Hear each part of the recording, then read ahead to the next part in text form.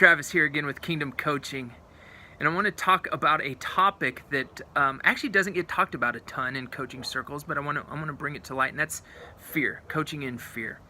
So I coached college baseball for 11 years, and I coached in fear. I feared what parents thought. I feared what administration thought. I feared what other coaches thought. I feared what scouts thought. I would fear looking like a failure or not stacking up.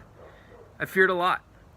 We see in the Bible that this idea of fear is mentioned a lot. And it's mentioned a lot in this context. Fear not, or do not fear.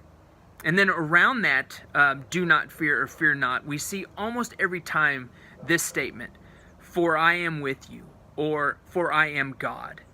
And so the remedy for fear is to put our faith and trust in our good Father, that we can trust Him, that we don't have to fear what other people think, that we can trust Him, that we don't have to fear like looking like a failure, because we can put our trust in our good Father.